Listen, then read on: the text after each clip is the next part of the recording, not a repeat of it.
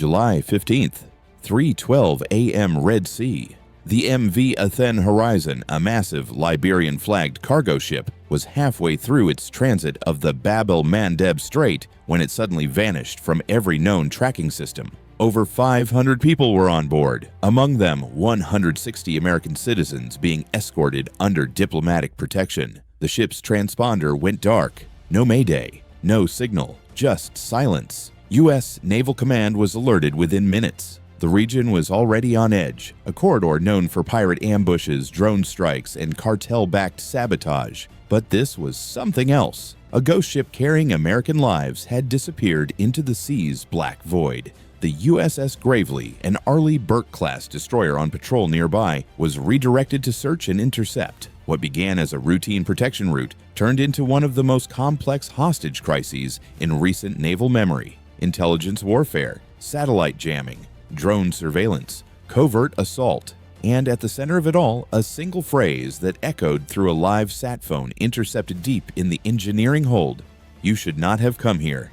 This is the true story of what happened next. At 03:12 a.m. on July 15th, maritime tracking stations in Djibouti observed a sudden blackout. The MV Athene Horizon, a 740-foot Liberian-flagged cargo vessel carrying over 500 people, disappeared from AIS monitoring systems without any warning.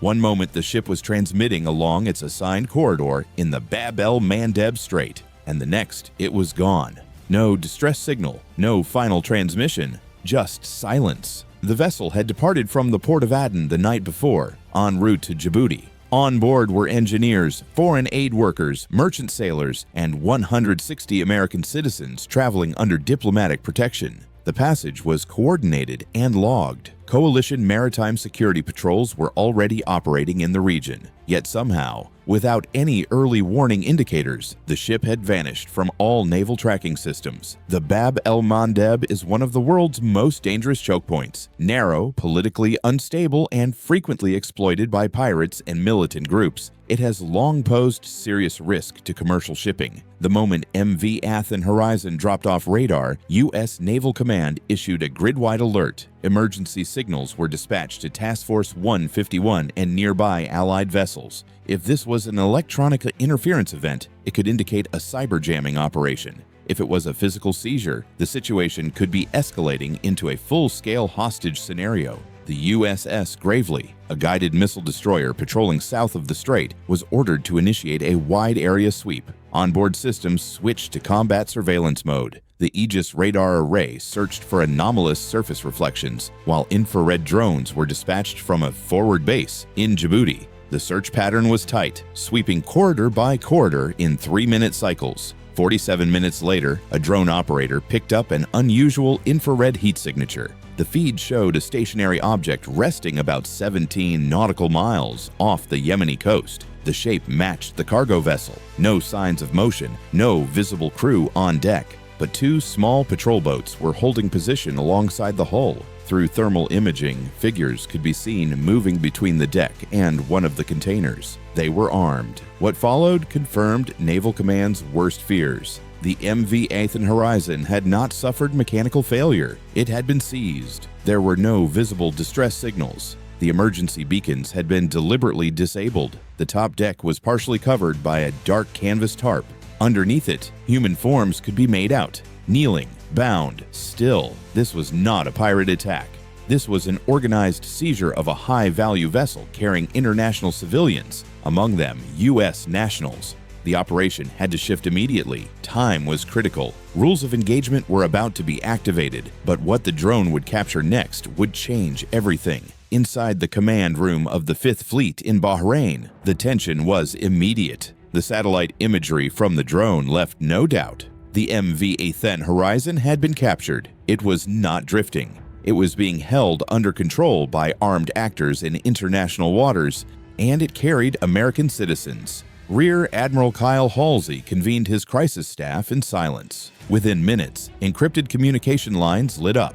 The Pentagon, the White House Situation Room, and CENTCOM were all online. A decision was made fast. The president authorized a military intervention with strict conditions: rescue the hostages, avoid civilian casualties, and maintain operational secrecy. The USS Gravely, already moving into intercept range, accelerated to maximum. Speed its radar and missile systems remained hot, but firing authority was restricted to defensive use only. The objective was not destruction, it was extraction. SEAL Team 4, already deployed aboard the Gravely, began rapid mission prep. Weapons were cleaned and calibrated. Night optics, breaching kits, and encrypted radios were checked. 2 MH-60R helicopters were readied for aerial insertion. A pair of RHIB boats would approach from sea level under cover of darkness. Meanwhile, air support was rerouted. A P-8 Poseidon Maritime Patrol aircraft was diverted from a nearby patrol circuit to monitor sea traffic from the Yemeni coast. 2 FA-18 Super Hornets launched from the USS Dwight D. Eisenhower, now redirected toward the Bab el-Mandeb Strait to provide top cover.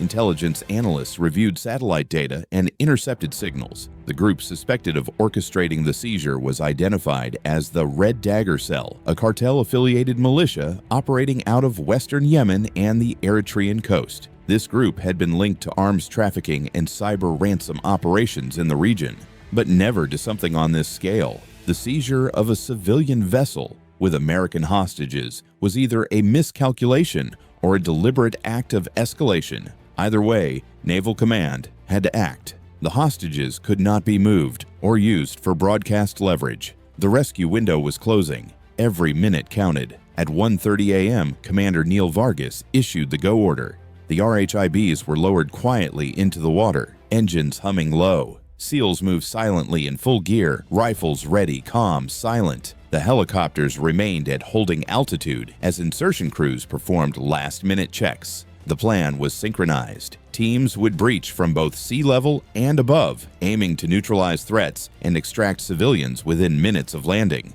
But just as the RHIBs crossed the 2-mile mark from the cargo ship, the Gravely's sonar detected something unexpected. Fast-moving objects, multiple returns. They were coming in from the Yemeni coastline. They were closing fast. At 01:51 a.m., sonar data from the USS Gravely confirmed multiple fast-moving targets approaching from the Yemeni coast. The radar profile matched high-speed skiffs commonly used by militia groups. Traveling at over 45 knots, the vessels were closing rapidly on the MV Athene horizon. They were not heading toward the USS Gravely. They were targeting the hostage ship. The timing could not have been worse. SEAL Team 4 was still minutes away from the target zone. Helicopters were inbound, RHIB boats nearing the outer perimeter. The risk of a full-on firefight was rising by the second. Commander Vargas acted fast. 2 FA-18 Super Hornets, already airborne, were redirected into low-altitude intercept formation. At 2 a.m., the fighters dropped to sea-skimming height. Bright flares lit up the dark sky. The sudden shock forced one of the lead skiffs to veer off course. No direct strikes were ordered. The Hornets released precision-guided warning munitions. Explosions landed within close range of the boats. One skiff flipped from the blast shockwave. The others scattered and retreated into the night. The threat was neutralized without casualties. That brief aerial engagement gave the SEALs the opening they needed. Under cover of darkness, the RHIB teams reached the Athene horizon's starboard side. Rope ladders were deployed. Operators climbed swiftly and silently. Above, 2 MH-60R helicopters hovered, lowering additional teams via fast rope. The assault was silent and synchronized. There were no alarms, no defensive fire from the ship. It was surgical. Team Alpha moved to secure the bridge. They found no resistance. Team Bravo swept the main deck and cargo areas. Thermal scans showed heat signatures beneath a large canvas tarp covering the central containers. As they lifted the tarp, they found the hostages, men and women, bound, blindfolded, many in visible distress. Some were shaking, others were silent with shock. The SEALs quickly cut restraints and began triage. Several were dehydrated. One was unconscious, but no one had been killed. There had been beatings, but not executions. The ship was quiet. No signs of booby traps or explosive rigging were visible. But as the sweep continued, a SEAL team entered the engineering section. There, beneath a steel hatch, they found a sat phone, still active, connected. A live call. One of the operators picked it up. On the other end was silence, then breathing, then a single sentence spoken in Arabic. "You should not have come here." The voice on the sat phone had delivered more than a threat. It was a signal that something deeper was unfolding. SEAL Team 4, already in full sweep of the MV Athens Horizon, tightened their search. Most hostages had been extracted to the USS Gravely, but the ship itself was now a point of concern. In the engineering bay, the team had intercepted a live call on a sat phone connected to an unknown channel. The tone was cold, the message clear. You should not have come here. Immediately, operators initiated a more aggressive search of the vessel. Thermal scanners were activated again. Fiber optic scopes were pushed into ventilation shafts and sealed compartments. In the aft machinery compartment, one SEAL noticed a strange cluster of cables running behind a control panel, not standard ship design. As they dismantled the panel, they uncovered a relay box connected to an active satellite transmitter. It was not naval equipment. It was commercial grade, likely smuggled on board in secret before the ship departed Aden. The transmitter was still active. Data packets were being sent every 60 seconds to an IP address located in eastern Sudan. Naval intelligence confirmed the traffic. It wasn't video or voice. It was metadata, cargo weights, satellite coordinates, transponder shadows, and encrypted comms logs. The ship was being used to transmit intelligence, likely collected during its voyage. The hostage crisis had served as cover for a covert data exfiltration operation.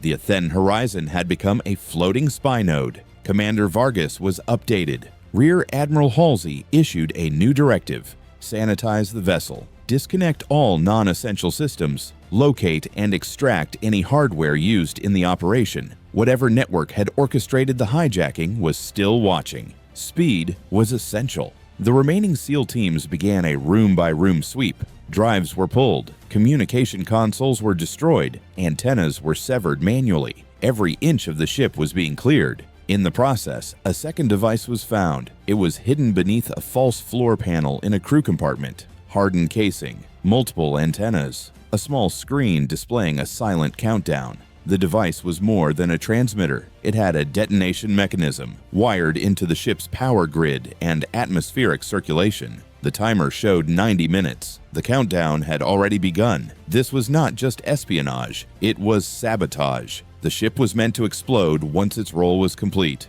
All hostages would have died. All data would have been destroyed. There would have been no evidence, no trace, only wreckage. The message on the phone had been the final confirmation.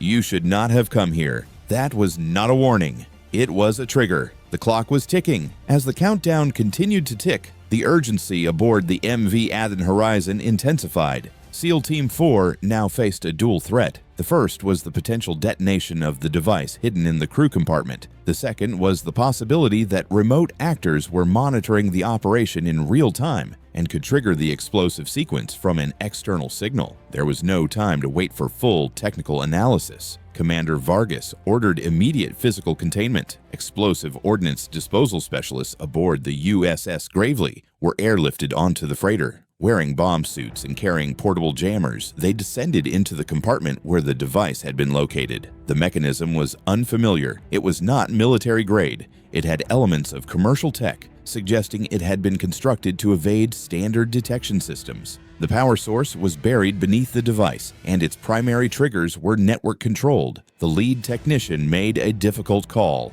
There was no way to safely disarm the unit in place. The risk of vibration-triggered detonation was too high. The only viable option was removal. A titanium blast containment case was lowered by cable through the deck. Working in absolute silence, the team extracted the device, placed it inside the casing, and secured the latches. The case was hoisted back to the helicopter under blackout procedures and flown to the Gravely. With the explosive now off the vessel, the immediate threat had passed. But the larger problem remained. The MV Athens Horizon had been compromised. Its communications infrastructure had been infiltrated, its hardware had been hijacked, and its location had been exposed across multiple satellite relay points. Rear Admiral Halsey issued the order to abandon the vessel. It would not be scuttled, but it would be locked down and towed to a classified naval port for further analysis. The remaining SEALs conducted a final sweep. No additional devices were found. All crew and civilian passengers had been accounted for. A total of 527 individuals had been safely evacuated, including the 160 American citizens. Medical teams aboard the Gravely began triage procedures immediately. Several hostages displayed symptoms of dehydration, sleep deprivation, and trauma, but no lives had been lost. As the sun began to rise over the Red Sea, the scale of the operation became clear.